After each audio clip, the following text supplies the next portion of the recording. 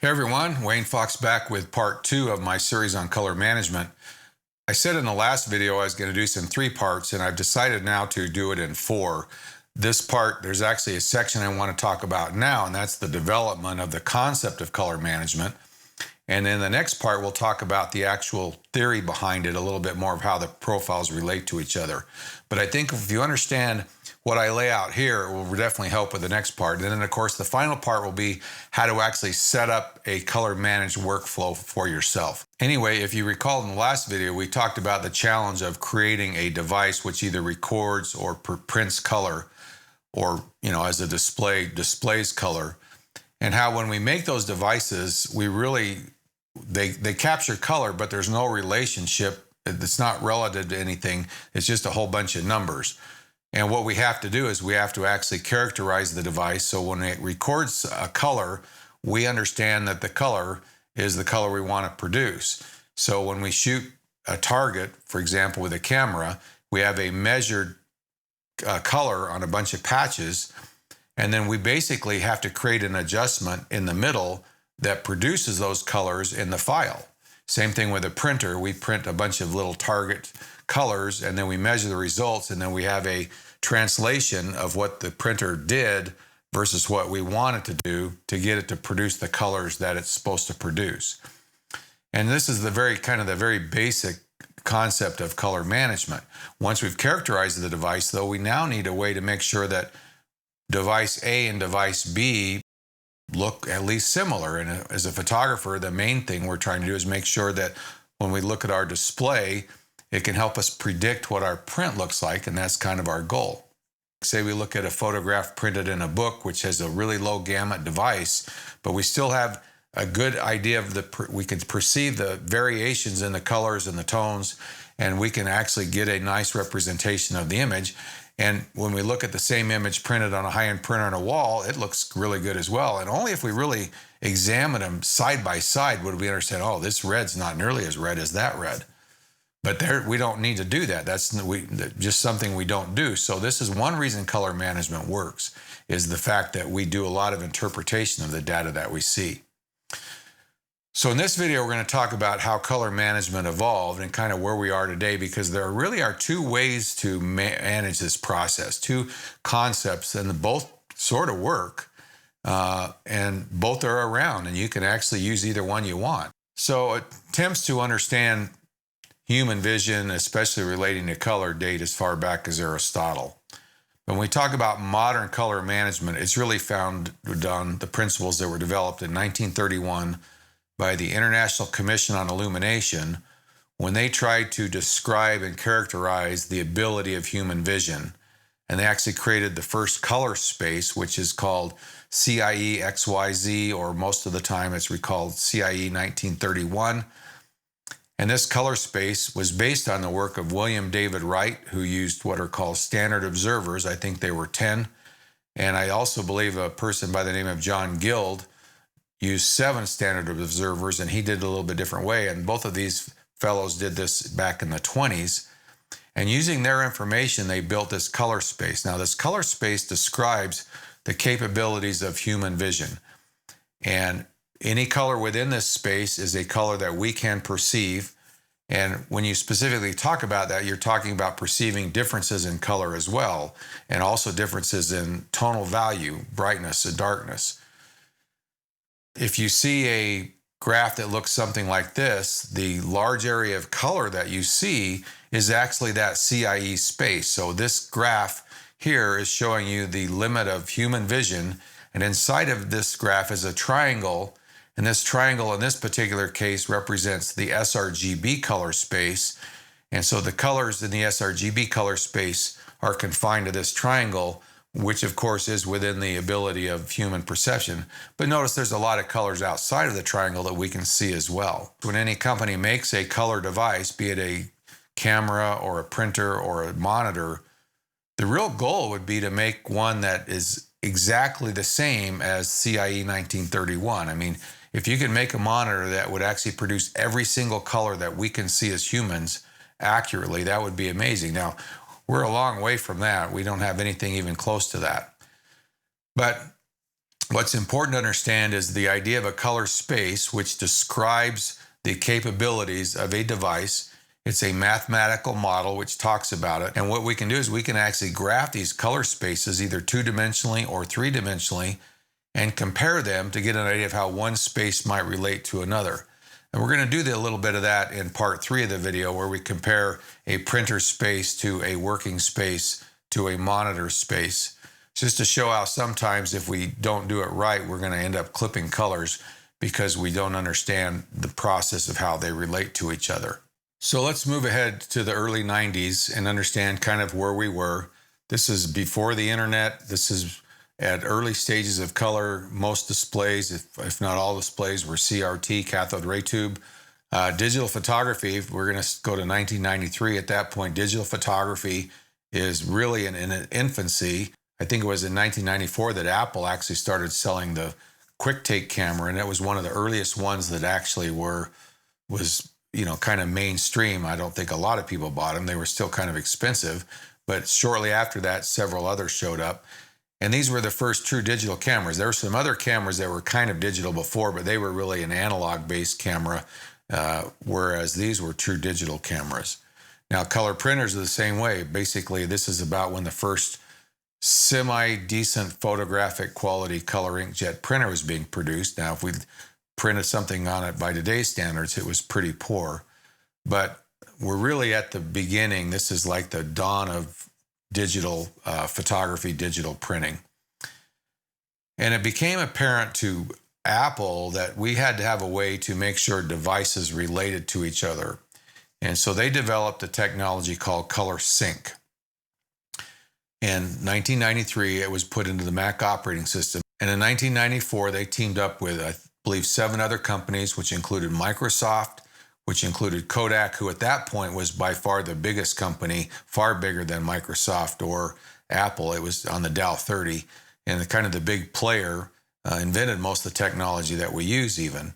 I think Adobe was involved, Sun Microsystems, Taligent, some pretty powerful companies, and all of them were involved in either software or imaging of some kind.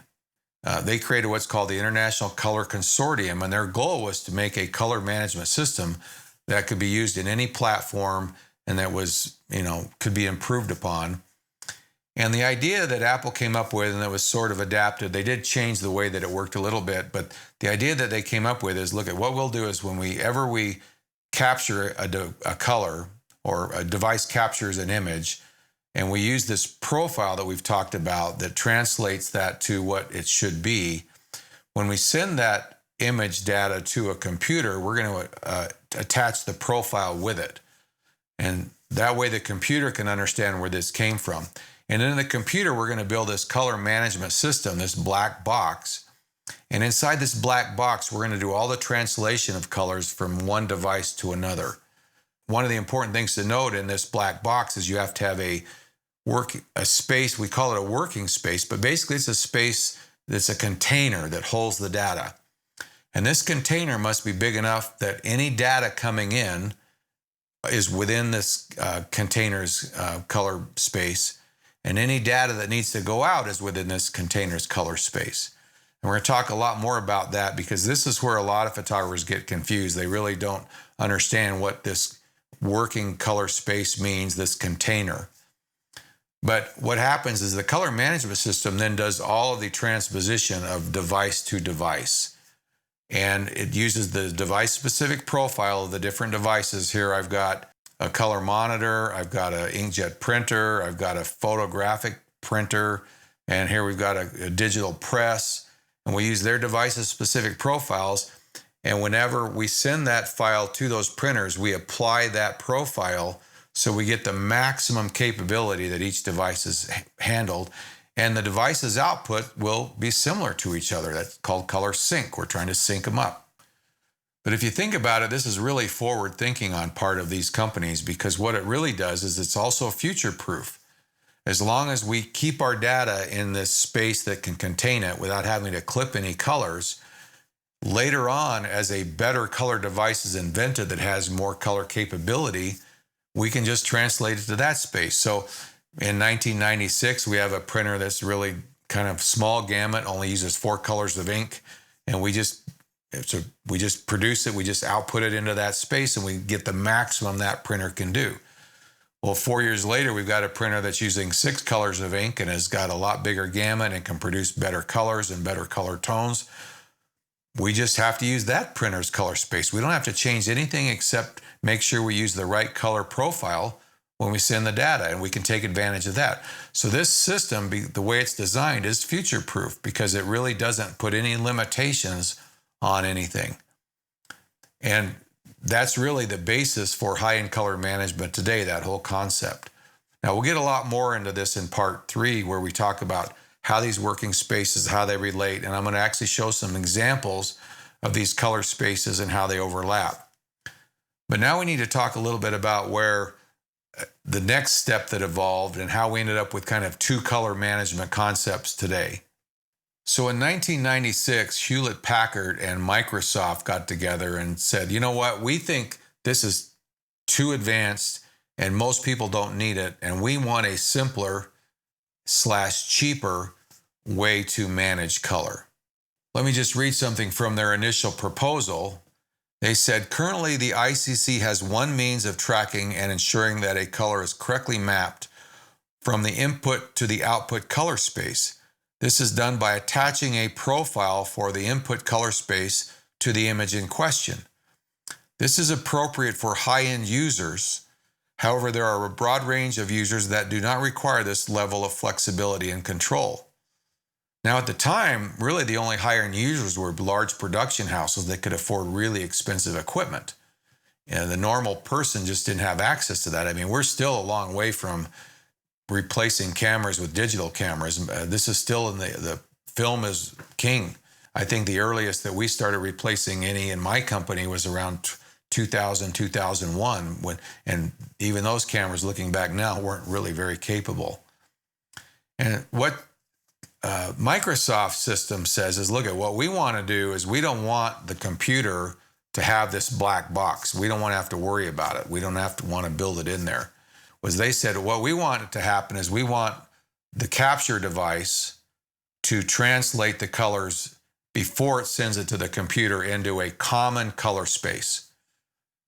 And the computer, when it sends the color to a printer, we want the printer to take those now standard color spaces. We want the printer to do the conversion to the colors.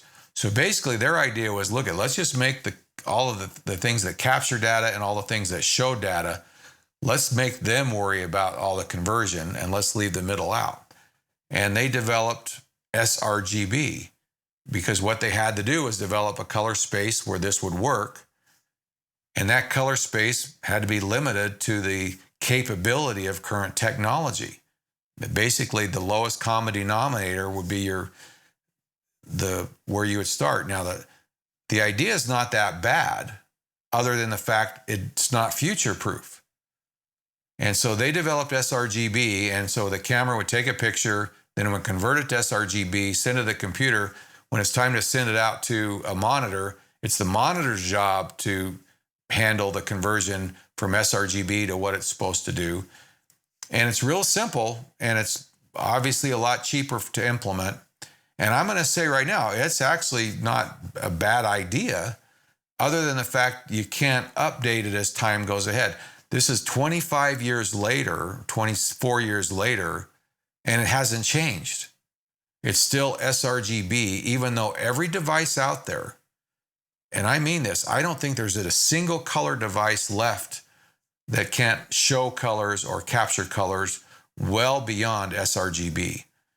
There's not a computer display that doesn't exceed sRGB. I don't think your phones, they exceed sRGB. Now there's some move to try to change that with some other technologies and P3, but that's kind of the problem is we can't update this process in the middle because that makes all of the older technology invalid. Now that's a color managed workflow that can work under certain circumstances. And I'm not saying it's bad to shoot sRGB. In fact, I think there are photographers where it's their best option because they don't need a super expanded color gamut. They're really not recording anything that critical. And sometimes it's more important to shoot your 10,000 shots and get them out without having to worry about fixing things.